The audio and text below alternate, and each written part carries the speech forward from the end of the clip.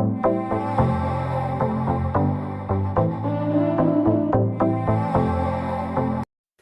Topics দুটা চলকযুক্ত ৰৈখিক সমীকৰণ। এই টপিক্সটো আমি সাধাৰণতে নৱমমান শ্ৰেণীতো পঢ়িব পাৰি, দশমমান শ্ৰেণীতো পায়। অৰ্থাৎ 9 আৰু 10 দুয়োটাৰ কাৰণে দৰকাৰী আছে। 9ত অলপ আছে, 10ত তাৰ বিষয়ত আলোচনা আছে। গতিকে এই টপিক্সটো দুয়োটা ক্লাছৰ ল'ৰা ছোৱালীৰ কাৰণে মই ভাবোঁ গুৰুত্বপূৰ্ণ। গতিকে আহা আমি যাওঁ দুটা চলকযুক্ত ৰৈখিক সমীকৰণৰ বস্তুটো কি আমি চাবৰ কাৰণে। আমাৰ চেপ্টাৰটোৰ নাম হ'ল দুটা চলকযুক্ত ৰৈখিক সমীকৰণ। ইংৰাজীত কয় linear equation in two variables. Linear equation in two variables. ইয়াতে আমি ফাৰ্ষ্ট কেইটামান শব্দলৈ আমি লক্ষ্য কৰিব লাগিব। নম্বৰ 1, এটা হ'ল লিনিয়াৰ। ইংৰাজীটো চাওঁ যদি, এটা হ'ল লিনিয়াৰ, এটা হ'ল ইকুৱেশ্যন আৰু এটা হ'ল ভেৰিয়েবলছ। অসমীয়াত যদি যাওঁ, ৰৈখিক সমীকৰণ আৰু চলকযুক্ত বা চলক। তিনিটা আমাৰ ফাণ্ডামেণ্টেলছ ৱৰ্ড আছে। এটা হ'ল ৰৈখিক, এটা হ'ল সমীকৰণ আৰু এটা হ'ল চলক। ইংৰাজীত সেইকেইটা ট্ৰান্সলেট কৰিলে আমি পাম লিনিয়াৰ, ইকুৱেশ্যন আৰু ভেৰিয়েবল। এই তিনিটা কথা আমাৰ জানিব লাগিব। ফাৰ্ষ্ট মই তোমালোকক ক'ম ইকুৱেশ্যন কি। ইকুৱেশ্যন এই তিনিটা শব্দৰ আমাৰ ভালকৈ চিনাকি হ'ব লাগিব, তেতিয়াহে আমি চেপ্টাৰৰ ভিতৰত সোমাব পাৰিম। ইকুৱেশ্যন কি? ইকুৱেশ্যনটো হ'ল ইংৰাজীত যদি আমি ক'ব যাওঁ তেতিয়াহ'লে the process of equating one thing with another. The process of equating one thing with another. অসমীয়াত যদি ক'ব যাওঁ, সাধাৰণ ভাষাগতভাৱে আমি এই কথা ডেফিনিশ্যনটো দিছোঁ যে এনেকুৱা এটা প্ৰচেছ যিটো দুটা বস্তুৰ মাজত সমতা আনে। অসমীয়াত ইকুৱেশ্যনৰ অসমীয়া হ'ল সমীকৰণ। সমীকৰণ মানে হ'ল সমান কৰিব পৰা এটা পদ্ধতি। সমীকৰণ সমান কৰিব পৰা পদ্ধতিক সমীকৰণ বোলে। সমান কাক কৰা হ'ব? সেই পদ্ধতিটোৰে সমান কাক কৰা হ'ব? দুটা বস্তুক সমান কৰা হ'ব। যেনেকে মই এটা এক্সাম্পল দিছোঁ, যেনেকে ৰাম আৰু ৰহিম সমান উচ্চতা, ৰাম আৰু ৰহিম সমান ওখ বা সমান ওজনৰ। দুটা বস্তু একেই সমান। আৰু এটা চেণ্টেন্স, দুটা বস্তু একেই সমান। বাইক দুটা কিনিছে একে দামেৰে, দুখন বাইক একে দামৰ। এইবিলাক এটা এটা উক্তি, ষ্টেটমেণ্ট। আৰু এই ষ্টেটমেণ্টবিলাকত দুটা বস্তুৰ নাম আছে। দুটা বাইক, দুটা বস্তু, ৰাম ৰহিম, দুটাকে বস্তু আছে। আৰু সেই দুটা বস্তুক সমান কৰা হৈছে, একে দামৰ, একে উচ্চতা, একে ওজনৰ সমান কৰা হৈছে। এইটো বস্তুটোৱে হ'ল, এই প্ৰচেছটোৱে হ'ল সমীকৰণ। এতিয়া আমি মেথামেটিকেলি যদি আমি যাওঁ, এই কথাবিলাকক যদি আমি গাণিতিকভাৱে প্ৰকাশ কৰিবলৈ যাওঁ, তেতিয়াহ'লে সমীকৰণৰ ফৰ্মুলাটো এনেকুৱা হ'ব পাৰে, সংজ্ঞাটো এনেকুৱা হ'ব পাৰে যে a statement that the value of two mathematical expression are equal. এনেকুৱা এটা ষ্টেটমেণ্ট, এনেকুৱা এটা উক্তি, যোনটো উক্তিত দুটা মেথামেটিকেল অৰ্থাৎ গাণিতিক ৰাশি থাকিব। মেথামেটিকেল এক্সপ্ৰেছন গাণিতিক ৰাশি থাকিব, আৰু এই গাণিতিক ৰাশি দুটা সমান হ'ব দুটা ষ্টেটমেণ্টৰ। এইটো হ'ল এটা ইকুৱেশ্যন। এক্সাম্পল ল'ব পাৰোঁ আমি। যেনেকে আমি এটা এক্সাম্পল লওঁ, যেনেকে বাকচত যিমান টকা আছে তাৰ দুগুণ কৰিলে 50 হ'ব। বাকচত ধৰা হ'ল 1 টকা আছে, ইয়াক দুগুণ কৰিলে 50 টকা হ'ব। এইটো এটা ষ্টেটমেণ্ট, এইটো এটা বাক্য, ভাষাগত বাক্য। বাকচত যিমান টকা আছে তাৰ দুগুণ কৰিলে 50 টকা হ'ব। এই 50 হ'ল এটা মেথামেটিকেল এক্সপ্ৰেছন। টুৱাইচ এক্স, এইটো এটা মেথামেটিকেল এক্সপ্ৰেছন। এই দুটাৰ মাজত অলপ পাৰ্থক্য আছে। এইটো হ'ল সংখ্যাগত এক্সপ্ৰেছন, সাংখ্যিক ৰাশি। আৰু এইটো এটা এক্সপ্ৰেছন, কিন্তু এইটো হ'ল বীজগণিতীয় ৰাশি। তোমালোকে জানা বীজগণিতীয় ৰাশি। এতিয়া আমি আহিলোঁ বীজগণিতীয় ৰাশিৰ ভিতৰত যে বীজগণিতীয় ৰাশি কি। বীজগণিতীয় ৰাশিত চাব লাগিব যে এনেকুৱা এটা মান থাকিব যোনটো মানৰ কথা আমি নাজানিম আৰু তাৰ লগত হয়তো এনেকুৱা এটা সংখ্যা পূৰণ হৈ থাকিব ধ্ৰুৱক সংখ্যা পূৰণ হৈ থাকিব যেনেকৈ ইয়াত 2 পূৰণ হৈ আছে আৰু এই দুটা মিলি এটা হ'ল বীজগণিতীয় ৰাশি এই বীজগণিতীয় ৰাশিটোক xক কোৱা হ'ব চলক যাৰ মান আমি নাজানো যেটো উলিয়াব পাৰা যায় আৰু এই 2 হ'ল ধ্ৰুৱক এই ধ্ৰুৱক সংখ্যা মানে এই দুই হ'ল ধ্ৰুৱক নহয় সংখ্যা এটা যেটো বাস্তৱ সংখ্যা বুলি কোৱা হয় ৰিয়েল নাম্বাৰ এই ৰিয়েল নাম্বাৰটোৰ বাস্তৱ সংখ্যাটো চলকৰ লগত যেতিয়া পূৰণ হৈ থাকে তেতিয়া এই বাস্তৱ সংখ্যাটোৰ নাম হয় সহগ ইংৰাজীত কয় কোএফিচিয়েন্ট আৰু xক কয় চলক ইংৰাজীত কয় ভেৰিয়েবলছ অৰ্থাৎ ভেৰিয়েবল মানে আমি বুজি পালো যে যোনটো অজ্ঞাত ৰাশি যোনটোক আমি নাজানো সেই নজনা ৰাশিটোৱেই হ'ল ভেৰিয়েবলছ অৰ্থাৎ চলক আৰু যোনটোক জানা যায় সেইটোৰ নাম হ'ব ধ্ৰুৱক আৰু বীজগণিতীয় ৰাশিত সাংখ্যিক মান থাকিব সাংখ্যিক মান আৰু চলকৰ মাজত যদি পূৰণ হৈ যিটো ৰাশি পোৱা যাব সেই ৰাশিটোৱে হ'ব বীজগণিতীয় ৰাশি সাংখ্যিক মান অৰ্থাৎ 5 ইয়াৰ লগত যদি চলক এটা পূৰণ হৈ থাকে তেতিয়া ইয়াক কোৱা হ'ব এটা বীজগণিতীয় ৰাশি এই ৰাশিটো যেতিয়া 7 5x + 7 এটোৰ সমান হৈ গ'ল তেতিয়াহ'লে এটোৰ নাম হ'ব কি এটা সমীকৰণ এই সমীকৰণত মাত্ৰ এটা চলক আছে x এটা চলক এই x এটা চলক এতিয়া আমি যাম যে এটা চলকযুক্ত বীজগণিতীয় সমীকৰণত আমি কেনেকৈ কিছুমান অপাৰেচন কৰিব পাৰি অৰ্থাৎ আমি সমাধান কৰিব পাৰি কেনেকৈ আমি চলকটোৰ মান উলিয়াব পাৰি সেই কথাখিনিলে আমি যাম ধৰা x + 5 এটা বীজগণিতীয় x + 5 এটা সমীকৰণ = 0 এটা সমীকৰণ এই সমীকৰণটো আমি কি কৰিব পাৰো x মনত ৰাখিব লাগিব x ৰাখিলো +5 সমান চিনৰ সোঁফালে যেতিয়া লৈ যাম তেতিয়া বাওঁফালে যদি প্লাস থাকে সোঁফালে ললে মাইনাস হয় মনত ৰাখিব লাগিব আজিৰ পৰা x - 5 = 0 যদি x ৰ মান উলিয়াম -5 সমান চিনৰ ইফালে মাইনাস থাকে সমান চিনৰ সোঁফালে লৈ গলে হৈ যাব +5 ঠিক আছে ধৰা 5x = 3 এটো এটা সমীকৰণ এটা চলকযুক্ত সমীকৰণ এই সমীকৰণটো x = কি হ'ব 5 ৰ লগত x পূৰণ হৈ আছে হিফাল লৈ গলে কি হ'ব হৰণ 5 তলত যাব ওপৰত 3 থাকিব এতিয়া আমি কি পালো এইটো এটা পালো যে যদি সমীকৰণত ধ্ৰুৱক পদটো ইফালে যোগ হৈ থাকে এটো যদি সমান চিনৰ সোঁফালে লৈ যোৱা হয় তেতিয়াহলে মাইনাস হৈ যায় নাম্বাৰ 1 যদি ধ্ৰুৱক পদটো মাইনাস হৈ থাকে সমান চিনৰ ইফালে লৈ গলে প্লাস হৈ যায় যদি x ৰ লগত পূৰণ হৈ থাকে আৰু এই পূৰণ হৈ থকা ধ্ৰুৱক পদটো বা সহগটো যদি সমান চিনৰ সোঁফালে লৈ যাও তেতিয়াহলে হৰণ হৈ যায় এই তিনিটা কথা আমাৰ মনত ৰাখিব লাগিব নাইবা আৰু এটা আছে যে হৰণ হৈ থাকিলে সমান চিনৰ সিফালে লৈ গলে পূৰণ হৈ যায় এইখিনি হল আমাৰ ফান্ডামেন্টালস জানিব লগিয়া যেটো আগৰ ক্লাছবিলাকত আমি পাইছো আৰু এটা কথা আমি জানিব লাগিব আমাৰ গণ্ডগোলীয়া হয় যে পদ কি বস্তু ৰাশিটো বুজি পালো পদ কি বস্তু পদটো আমি জানিব লাগিব কেনে ধৰা 5x + 3 = 2x - 7 তো এইটো এটা চালো আমি এটা সমীকৰণ এই সমীকৰণটোত 5x 3 2x 7 এটা চাৰিটা পদ আছে তেতিয়ালে পদৰ ডেফিনিশন কি হ'ব মাইনাস নাইবা প্লাস মনত ৰাখিব লাগিব মাইনাস নাইবা প্লাসেৰে যদি বিভাজন বা ভাগ কৰা হৈছে যেনেকৈ 8 2x ৰ সোঁফালে মাইনাস আছে 2x ৰ বাওঁফালে প্লাস আছে একো চিন্তা নাই প্লাস আছে এইটো প্লাস আৰু এইটো মাইনাসে এটা 2x মাজতে 2x লৈ আছে নাই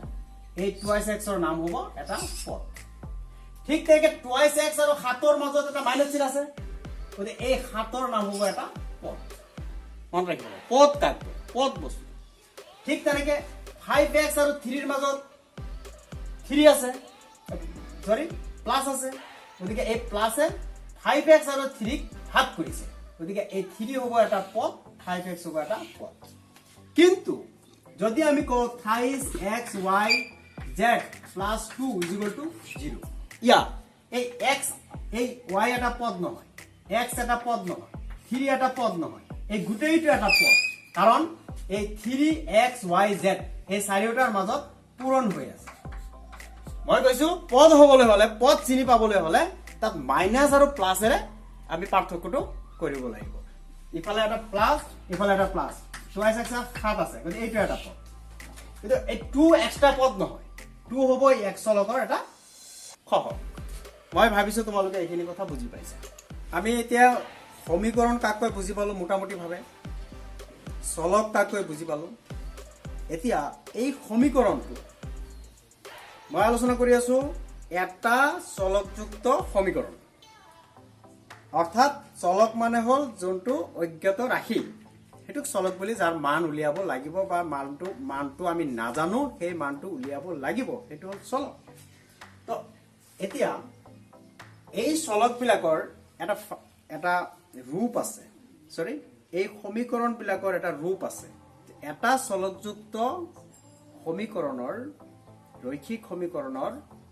ৰূপটো কেনেকুৱা, দেখাত কেনেকুৱা, ঠাচটো কেনেকুৱা, তাত আদৰ্শ এটা গঠন আছে, সেইটো হ'ল ধৰা ax plus c equal to 0। এইটো হ'ল এটা চলকৰ ৰৈখিক সমীকৰণৰ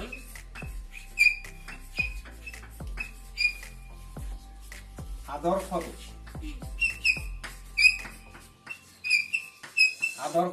লিখি লোৱা, এটা চলকৰ ৰৈখিক সমীকৰণৰ আদৰ্শ ৰূপ ax plus c is equal to 0,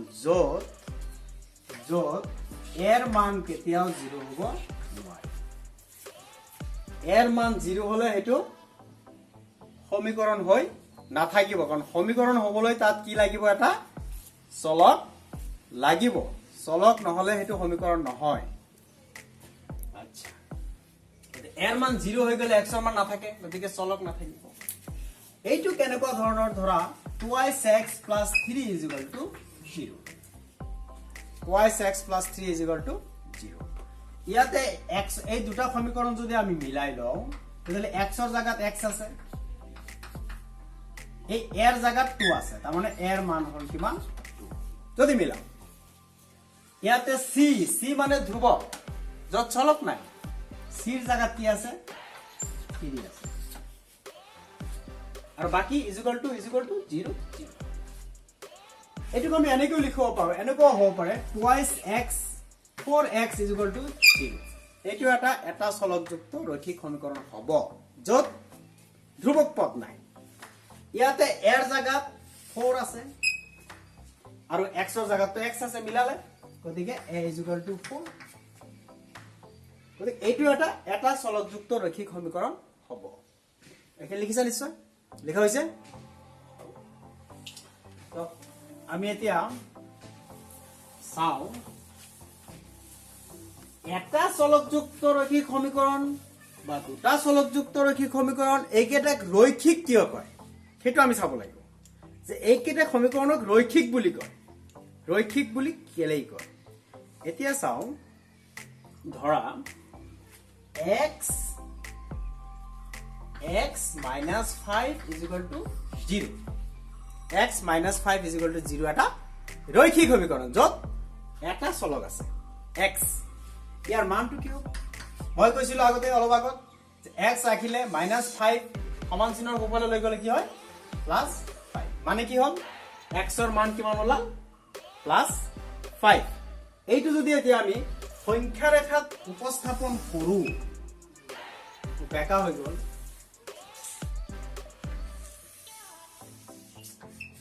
বৰ্ডৰ কাৰণে বেকা হৈ আছে। সংখ্যা ৰেখাত যদি আমি উপস্থাপন কৰো তেতিয়াহলে মাজত থাকিব 0 0ৰ মাজত থাকিব 0 0ৰ সোঁফালে প্লাস ধনাত্মক 0ৰ বাওঁফালে ঋণাত্মক 0ৰ সোঁফালে ধৰা সংখ্যা ৰেখা কাক বোলে সংখ্যা ৰেখা হল নিৰ্দিষ্ট দূৰত্বৰ মূৰে সংখ্যাবিলাকক উপস্থাপন কৰা ৰেখাক সংখ্যা ৰেখা বোলে তো 1 +1 +2 +3 +4 +5 +6 এইকেইটাৰ মাজৰ ডিসটেন্সটো সমান হ'ব লাগিব ঠিক বাওঁফালে যদি দিও -1 -2 -3 -4 এনেকৈ আহিব অৰ্থাৎ মই যদি 0 হও মোৰ সোঁফালে প্লাস হ'ব মোৰ বাওঁফালে মাইনাস হ'ব মই যদি 0 হও মোৰ মোৰটো যদি 0 হয় মোৰ ওপৰফালে প্লাস হ'ব মোৰ তলফালে মাইনাস হ'ব মাটিটো যদি 0 হয় তে মাটিৰ ওপৰফালে প্লাস হ'ব তলফালে গৈ থাকিলে মাইনাস আহিব এইবিলাক সৰু কথা তো x ৰ মানটো কি হ'ব এতিয়া x এৰ 0 পৰা যদি হিসাব কৰো তেতিয়াহলে x কি হ'ব 1 2 3 4 5 x ৰ মান ইয়াত আহিব 8 to 5 আচ্ছা তেতিয়াহলে এই 0 পৰা এই 5 লৈকে এটা ৰেখা আঁকা হৈছে না নাই এই ৰেখাটো বেকা নে সিধা কোৱাচোন তোমালোকে নিশ্চিতভাৱে ৰেখাটো সিধা সিধা অসমীয়াত কয় ৰৈখিক যেহেতু এটা বেকা নহয় গতিকে এটা এটা কি হ'ব ৰৈখিক অৰ্থাৎ এইটো হ'ব এই বিন্দুটো হ'ব x ৰ মান আৰু এইটোৱে হ'ব x - 5 = 0 সমীকৰণৰ এটা লেখ আৰু এই লেখডাল কেনেকুৱা সিধা সেইকাৰণে এই এনেকুৱা সমীকৰণক কি বুলি কয় ৰৈখিক সমীকৰণ এটা চলকৰ ৰৈখিক সমীকৰণ যত মাত্ৰ এটাহে সমাধান থাকিব কাৰণ x ৰ মান 1 ওলাইছে নহয় ইয়াত এটা সমাধান থাকিব কাৰণ ইয়াতে বেলেগ এটা চলক নাই এইখিনি হল কথা গতিকে এইখিনি আমি পালো এতিয়া আমি যাও দুটা চলকযুক্ত ৰৈখিক সমীকৰণ linear equation in two variables এতিয়া ইমান সময় আমি আলোচনা কৰিলো কি যে এটা চলকযুক্ত ৰৈখিক সমীকৰণৰ গঠন বা এটা চলকযুক্ত ৰৈখিক সমীকৰণ কি এটা চলকযুক্ত ৰৈখিক সমীকৰণক কেনেকৈ সমাধান কৰিব পাৰি আৰু এটা চলকযুক্ত ৰৈখিক সমীকৰণৰ লেখ কেনেকৈ আঁকিব পাৰি হেতুৰ লেখ কেনেকুৱা হয় এতিয়া আমি আহো দুটা চলকযুক্ত ৰৈখিক সমীকৰণ যেটো আমাৰ আজিৰ আলোচনাৰ মূল বিষয়বস্তু দুটা চলকযুক্ত ৰৈখিক সমীকৰণ ধৰা এতিয়া এটা এক্সাম্পল ল'ব লাগিব এক্সাম্পলটো হল তোমালোকে তো লৰা হোক ছোৱালী হোক সবে কিন্তু ক্ৰিকেট খেল ভাল পাও আমি ক্ৰিকেট পাগল ভাৰতৰ মানুহ সো এতিয়া আমি ক্ৰিকেট খেলা চাই আছো ধৰা দুজন ব্যাটসম্যান এজন ৰোহিত শৰ্মা আৰু এজন বিৰাট কোহলি দুজন ব্যাটসম্যানে মিলি কেনে ধৰা ৰান কৰিছে 120 ৰান কথাটো হল আমাৰ স্টেটমেন্টটো হল বাক্যটো হল যে ৰোহিত শৰ্মা আৰু বিৰাট কোহলিয়ে মিলি ৰান কৰিছে 120 ৰান কিন্তু ৰোহিত শৰ্মা কিমান কৰিছে নাইবা বিৰাট কোহলিয়ে কিমান কৰিছে আমি নাজানো কিন্তু আমি এটা কথা স্টেটমেন্টটো এনেকুৱা কথা জানো যে ৰোহিত শৰ্মা আৰু বিৰাট কোহলিয়ে মিলি ৰান কৰিছে 120 ৰান এইটো আমি যদি ম্যাথমেটিক্যালি গাণিতিকভাৱে প্ৰকাশ কৰিব যাও কেনেকৈ কৰিম আমি নাজানো ৰোহিত শৰ্মাই কিমান কৰিছে ধৰি লৈছো ৰোহিত শৰ্মাই কৰিছে x ৰান আৰু বিৰাট কোহলিয়ে কৰিছে y ৰান যেহেতু বিৰাট কোহলি বেলেগ মানুহ মানে বেলেগ চলক ধৰিছো ৰোহিত শৰ্মা বেলেগ মানুহ তেও বেলেগ চলক ধৰিছো দুইজনে মিলি ৰান কৰিছে 120 ঠিক তেনেকে ধৰা তুমি আৰু তোমাৰ ককা তোমাৰ ডাঙৰ ককা দুইজনৰ বয়স হল 40 বছৰ তোমাৰ বয়স যদি x হয় তোমাৰ ককাৰ বয়স হয় তোমাৰ বয়স নাজানো মই তোমাৰ ককাৰ বয়স নাজানো কিন্তু এটা কথা জানো তোমালোক দুইজনৰ বয়স যোগ কৰিলে কিমান হ'ব 40 তো তোমাৰ বয়স নাজানো তোমাৰ ককাৰ বয়স নাজানো দুটা যোগ কৰিলে কি হ'ব 40 এতিয়া এই দুটা বস্তু তুমি যদি নজৰ কৰা তেতিয়ালে দেখা পোৱা যায় যে x ৰ মান নাজানো y ৰ মান নাজানো কিন্তু এটা কথা জানো যে x আৰু y দুটা যোগ কৰিলে হৈ যায় 120 x ৰ মান নাজানো y ৰ মান নাজানো দুটা যোগ কৰিলে হৈ যায় 40 দুটা সংখ্যা ধৰা দুটা সংখ্যা x আৰু y দুটা যোগ কৰিলে হৈ যায় দুটা সংখ্যা 5 এতিয়া তোমালোকে লক্ষ্য কৰা এই সমীকৰণ বিলাকত কেইটা চলক আছে আগতে মই কৈছিলো খালি x দিছিলো এতিয়া কিন্তু মই y দিছো গতি এই সমীকৰণ বিলাকত কেইটা চলক আছে দুটা চলক আছে এটা চলকৰ নাম হল x এটা চলকৰ নাম হল y গতিকে এনেকুৱা ধৰণৰ সমীকৰণক কয় দুটা চলকযুক্ত ৰৈখিক সমীকৰণ এনেকুৱা ধৰণৰ সমীকৰণক কয় দুটা চলকযুক্ত ৰৈখিক সমীকৰণ এতিয়া তোমালোক আহা যে এই দুটা চলকযুক্ত এটা ৰৈখিক সমীকৰণক মই কৈছো কথাটো বুজি ল'ব লাগিব দুটা চলকযুক্ত এটা ৰৈখিক সমীকৰণক আমি কেনেকৈ সমাধান কৰিব পাৰো চোৱা খুব ইন্টাৰেষ্ট তোমালোকে পাবা ধৰা এনেকৈ দিছো এইটো x এইটো y এইটোৰ ক্ষেত্ৰত ধৰা আজিৰ মেথছত ৰোহিত শৰ্মাই 0 কৰিছে তেতিয়াহ'লে বিৰাট কোহলি কিমান কৰিব লাগিব কোৱাচোন মাথা কটোৱা বিৰাট কোহলিয়ে 120 কৰিব লাগিব দুজনৰ মিলিহে 120 হয় Rohit Sharma 0 Virat Kohli 120 0 plus 120 is equal two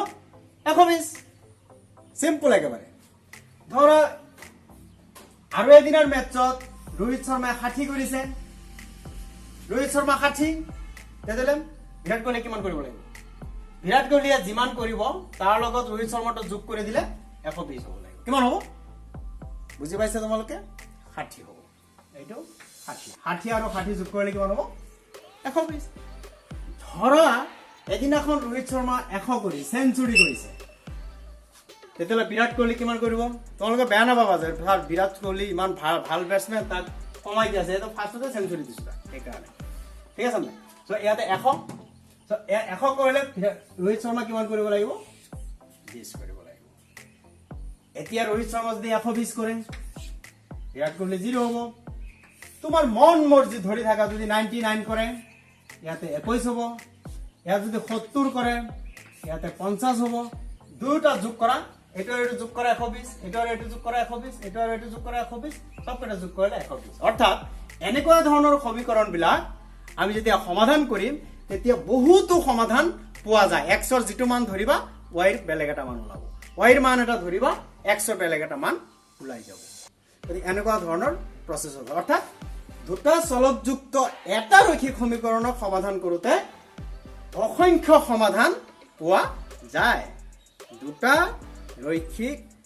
দুটা চলকযুক্ত এটা ৰৈখিক সমীকৰণক সমাধান কৰোতে কিমানটা সমাধান পোৱা যায় কোৱা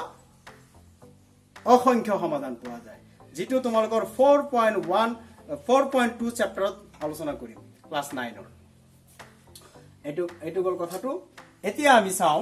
যে এনেকুৱা ধৰণৰ যদি হয় ধৰা আৰু এটা সমীকৰণ লৈছো x + y = 5 দুটা সংখ্যা এই দুটা সংখ্যা যোগ কৰিলে উত্তৰ 5 ওলায়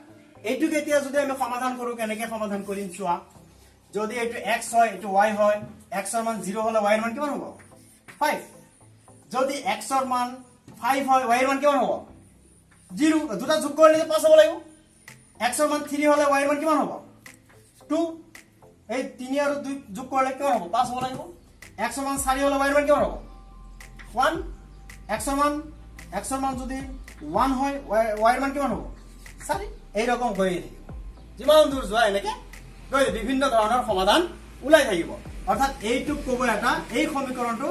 এই 0 আৰু 5 এটা সমাধান 5 আৰু 0 এটা সমাধান 3 আৰু 2 এটা সমাধান 4 1 এটা সমাধান 1 4 এটা সমাধান ইয়াত তোমালোকে খুব বঢ়িয়াকৈ মনত ৰাখিবা এই কথাটো যে 0 আৰু 5 লিখিছো মানে কি এই 0 হল প্ৰথমটো হল x ৰ ভ্যালু আৰু 5 হল y ৰ ভ্যালু মানে y স্থানাঙ্ক এই 5 হল x ৰ এই 0 হল y অৰ্থাৎ এইটোৰ প্যাটাৰ্নটো এনেকুৱা x y প্ৰথম থাকিব x ৰ টো পিছত থাকিব y টো এটা জোৰ বুলি কোৱা হয় পেয়াৰ সমাধানৰ মই ভাবিছো এটো বুজি পাইছা এতিয়া মই তোমালোকক x + y সমীকৰণৰ x + y = 5 সমীকৰণৰ এটা গ্ৰাফ বনাম লেখ বনাম চোৱা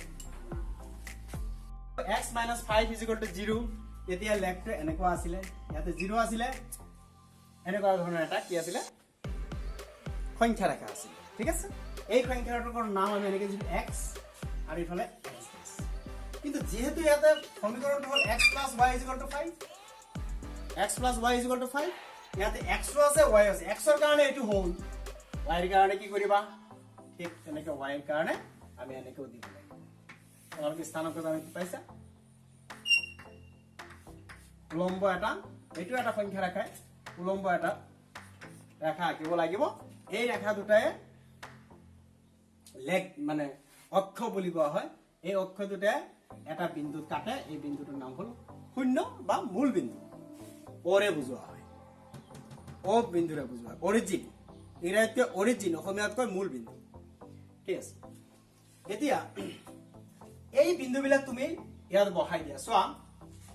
চাৰিটা চুক পাইছো নে ইংৰাজীতে চুকবিলাকৰ নাম কি জানানে কোৱাড্ৰেন্টৰ অসমীয়া হল চাৰি ভাগৰ এভাগ কোৱাড্ৰেন্টৰ অসমীয়া হল চাৰি ভাগৰ এভাগ অৰ্থাৎ এইটো এটা চুক এটা চাৰি ভাগৰ এভাগ গোটেই সমতলটোক চাৰিটা ভাগ কৰিলো তাৰে এটা চুক কোৱাড্ৰেন্ট ফাৰ্স্ট কোৱাড্ৰেন্ট সেকেন্ড কোৱাড্ৰেন্ট থাৰ্ড কোৱাড্ৰেন্ট ফৰ্থ কোৱাড্ৰেন্ট অৰ্থাৎ প্ৰথম চুক দ্বিতীয় চুক তৃতীয় চুক আৰু চতুৰ্থ চুক সিম্পল কথা এই চুকবিলাকত আমি এই মানখিনি বহাই দিম ইয়াতে কেনেকৈ বহাম চোৱা 0 5 তোমালোকে বুজিছা 0 টো হল x ৰ ভ্যালু 5 টো হল y অৰ্থাৎ 0 x স্থানাঙ্ক 5 y স্থানাঙ্ক এতিয়া x ৰ ভ্যালু ধৰা 0 5 কি y এর ভ্যালু অর্থাৎ y অক্ষলৈ কি হ'ব লাগিব 5 যাব লাগিব 1 2 3 4 5 এটো ধৰ ঠিক তেনে ইয়াত আছে 5 0 এটি কি হ'ব x ৰ ফালে 5 যাব 1 2 3 4 5 এটি হল 0 5 এটি হল 5 ঠিক আছে এতিয়া চোৱা মই স্কেলাৰে কি কৰিলো মোৰ ইয়াত স্কেল নাই স্কেলাৰে কি কৰিলো এই পইণ্টটো আৰু এই পইণ্টটো সিধা কৰি মোৰ সিধা নহব পাৰে তোমাৰ ঘৰত স্কেলাৰ কৰিবা এনেকে দিব সিধা কৰি এই এতিয়া কব এই সৰল ৰেখাটোৰ নাম হ'ব x plus y is equal to 5 x plus y is equal to 5 সমীকৰণৰ এটা লেগ এই লেগডাল কেনেকুৱা হৈছে বেকা হৈছে নে সিধা হৈছে কোৱা নিশ্চিতভাৱে সিধা হৈছে এই কাৰণে কব এটো ৰৈখিক এই ৰৈখিক লেগডালত চলক কি আছে মান কি কাৰ আছে x ৰ মান আছে আৰু y ৰ মান আছে এই কাৰণে কয় দুটা চলকযুক্ত সিধা হোৱাৰ কাৰণে তাক কয় দুটা চলকযুক্ত ৰৈখিক সমীকৰণ নিশ্চিত বুজি পাইছা এতিয়া বাকি থাকিল এই দুটা বস্তু তিনিটা বাৰুৱা থাকিব পাৰে এই 3 2 4 1 1 4 এই বিন্দুবিলাক যদি এই বিন্দুবিলাকৰ এই গ্ৰাফটোত বা লেগটোত যদি আমি এই বিন্দুবিলাক বহাই দিও তেতিয়া হলে এই বিন্দুবিলাক এই লেগডালৰ মাজত কোনবা নহয় কোনবা জায়গা থাকিব বেলেগ জায়গা তাৰ মানে হল এই 3 2 এই বিন্দুটোৱে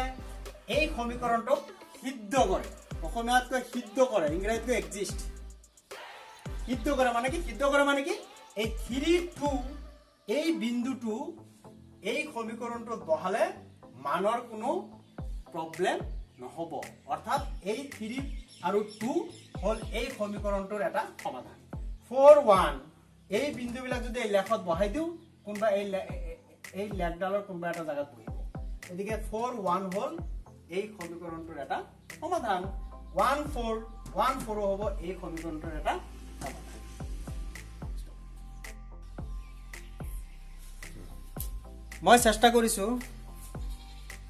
মই চেষ্টা কৰিছো তোমালোকক যে দুটা চলকযুক্ত ৰৈখিক সমীকৰণৰ বিষয়ে মোটামুটি এটা আইডিয়া দিবলৈ আৰু মই ভাবিছো তোমালোকে আইডিয়া অলপ অলপ পাইছা এতিয়া মই তোমালোকক অলপ টেস্ট কৰিম কেনেকুৱা টেস্ট ধৰা এটা ৰৈখিক সমীকৰণ এটা দুটা চলকযুক্ত ৰৈখিক সমীকৰণ বনাব লাগে কোৱেশ্চনটো এনেকুৱা ধৰা বা ষ্টেটমেন্টটো এনেকুৱা যে এখন বহিৰ দাম এখন কলমৰ দামৰ দুগুণ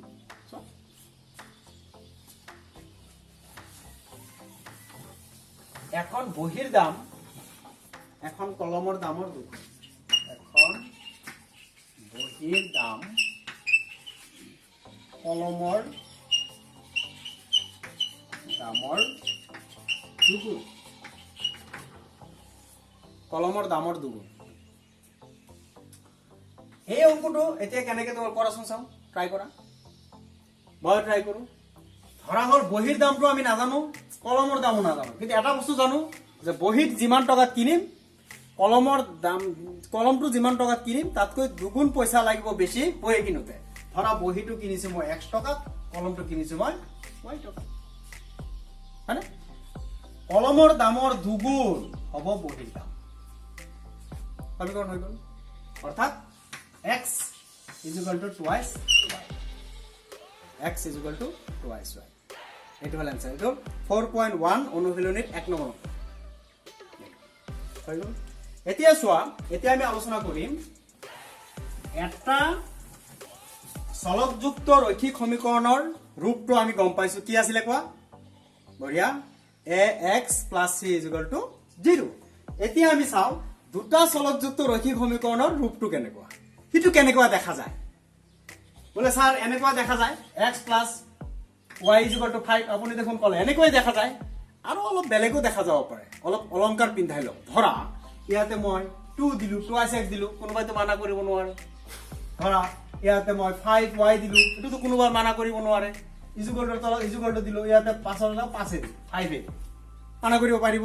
কোনেও নোৱাৰে এতিয়া কোনবা এজন ভাই পাৰে স্যাৰ আপুনি কোনে প্লাসতে কৰি আছে মাইনাস নাজানে নেকি মাইনাসও তো হ'ব পাৰে ধৰা -2x + 5y -5 হ'ব পাৰে -5 হ'ব পাৰে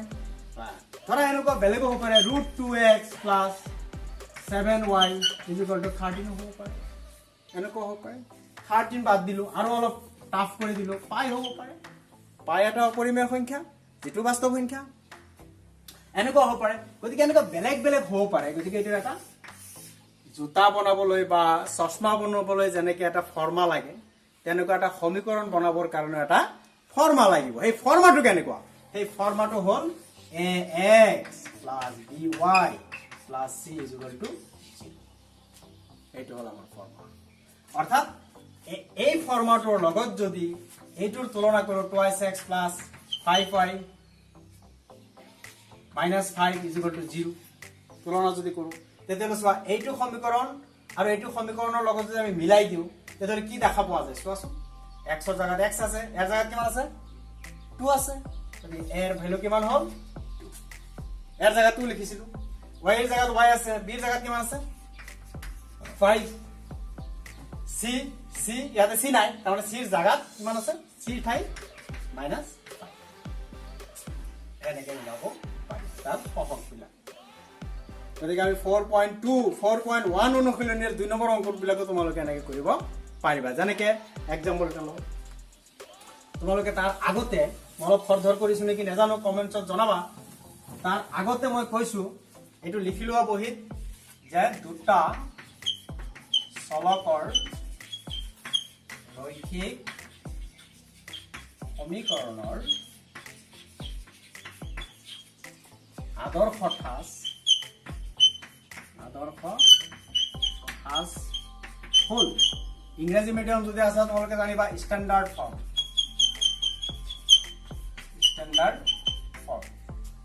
ঠাঁচ হ'ল ax + by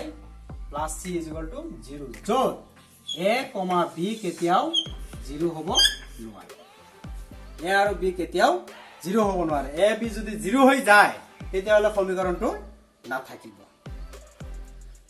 এক নম্বৰ 2 নম্বৰ আৰু এটা কথা শৰ্ট কোৱেশ্চনত আহিব পাৰে যে ax + by + c = 0 সমীকৰণটো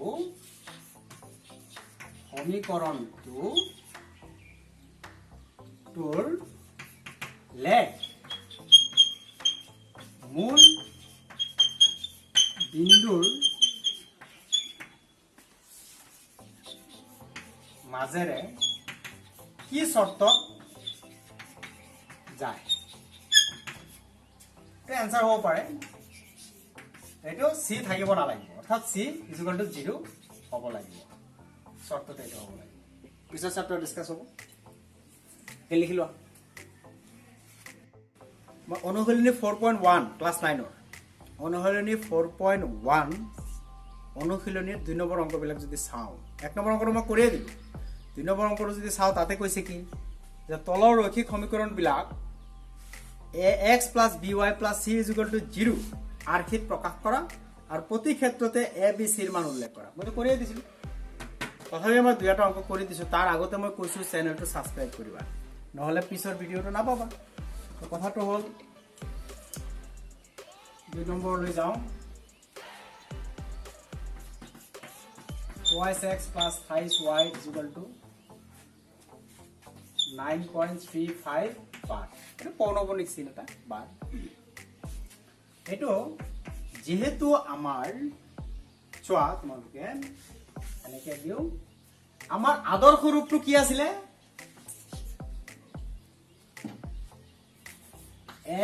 ax plus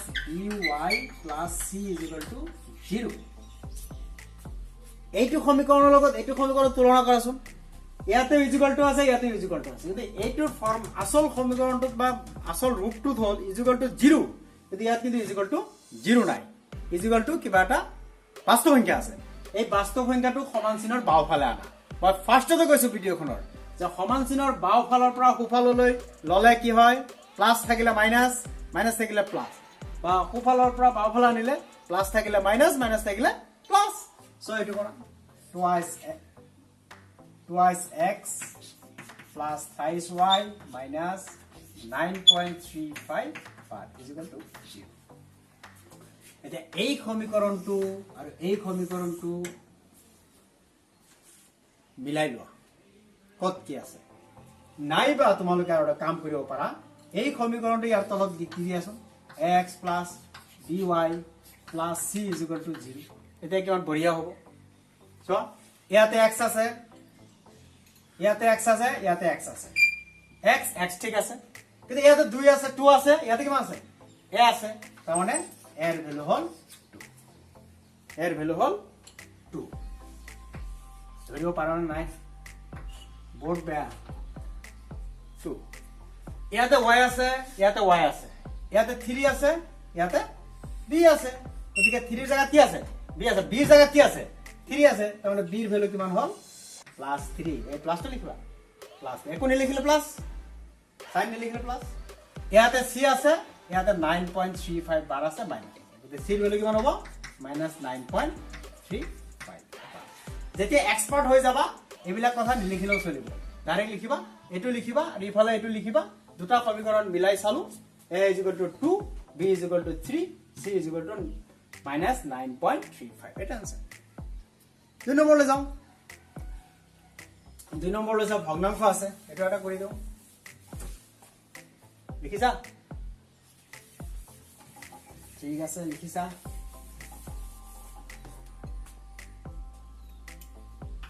2 number অংকটো এনেকুৱা নাম্বার 2 x - y/5 -10 = 0 এটো কেনে কব এটো তো ভগ্নাংশ হৈ আছে থাকক একো কথা নাই ইয়াতে x লিখা মাইনাস y/5 মানে 1/5 * y এনেকে লিখিব পাৰি এনেকে সো a/b মানে লিখিব পাৰি 1/b * a এনেকে লিখিব পাৰি গতিকে 1/5 * y লিখিলো -10 = 0 এই সমীকৰণটো ax plus dy plus c = 0 লগত তুলনা কৰিলে এনেকে লিখিবা পৰীক্ষা তুলনা কৰিলে আমি পাও লিখি দিয়া ছাৰবিলাকে বুজি নাপাব পাৰে সব বুজাই দিয়া আমি পাও কি পাও মিলাই লোৱা ইয়াতে x আছে ইয়াতে x আছে ইয়াতে a আছে ইয়াতে একো নাই একো না থাকিলে 1 আছে বঢ়িয়াকে জানিবা এইটো কথা বহুতে ভুল কৰে ইয়াতে x আছে ইয়াতে x আছে ইয়াতে a আছে ইয়াতে একো নাই একো না থাকিলে 1 থাকে বুলি ধৰি লব লাগিব আজিৰ পৰা যে তাতে কি হ'ল a = 1 ইয়াতে y আছে ইয়াতে y আছে ইয়াতে b আছে ইয়াতে কি আছে -1/5 তাতে b এর ভ্যালু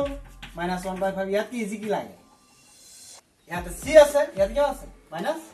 আছে c = -10 মই ভাবিছো তোমালোকে বঢ়িয়া বঢ়িয়াকে বুজি পাইছা ইয়াত নুবুজিবলগীয়া একো নাই সেইকাৰণে তোমালোকক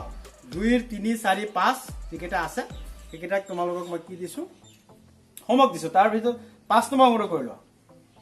নম্বৰ 5 টো অলপ বুজাই দিও তোমালোকে নিজে কৰিবা জাস্ট অলপ মই বুজাই নম্বৰ 5 কেনেকৈ আছে 5 নম্বৰ 4 5 কিমান হ'ব twice x is equal to minus 5y কি আছে একো নাই অংকটো তোমালোকে is equal to 0 কৰি লোৱা twice x minus 5y ইফালে আনা plus 5y is equal to 0 ইয়াতে তো c নাই ইয়াতে চোৱা x থকা আছে y থকা আছে c থকাটো নাই c থকাটো তুমি 0 ধৰি লোৱা twice x plus 5y plus 0 is equal to 0 কোনটো ভুল নহয় এই সমীকৰণটো ইয়াৰ লগত তুলনা কৰা একেখিনি লিখিবা x plus by plus c is equal to 0 লগত তুলনা কৰিলে আমি পাওঁ কি পাওঁ চোৱা ইয়াতে x আছে ইয়াতে x আছে ইয়াতে a আছে ইয়াতে কি আছে ক বঢ়িয়া 2 আছে ইয়াতে b ইয়াতে y আছে ইয়াতে y আছে এটা তোমালোক কোৱা b ৰ জায়গাত কিমান আছে 5 আছে বঢ়িয়া 5 আৰু ইয়াতে c আছে ইয়াতে c জায়গাত 0 আছে ঠিক তেনেকৈ যদি মই হেৰিটো 8 নম্বৰটো লৈ যাওঁ 8 নম্বৰ অংকটো এই 8 নম্বৰ অংকটো চোৱা নম্বৰ 8 ত কি আছে 5 is equal to twice x 5 is equal to twice x এইটো অলপ ঝামেলা দেখিছা বঢ়িয়া এইটো ঝামেলাটো কি হ'ল 5 এটি ফেলা না 0 বনাই লোৱা minus twice x is equal to 0 আমি আদৰ্শ ৰূপটো আমাৰ কি আছিল x plus by plus c is equal to 0 x টকাটো আগত ইয়াতে হৈ আছে x টকাটো লাস্ট x টকাটো আগত minus twice x আগত লিখা ইয়াৰ পাছৰ 5 ৰ আগত একো চিহ্ন নাই মানে plus 5 is equal to 0 plus 5 is equal to 0 এদিকে ইয়াতে তো y টকাটো নাই যোনটো নাই হেতু তুমি 0 লৈ লোৱা 0 into y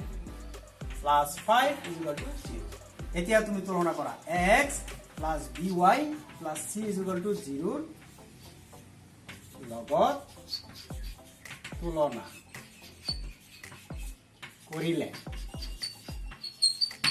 কৰিলে কি পাম এৰ জায়গাত কিমান আছে -2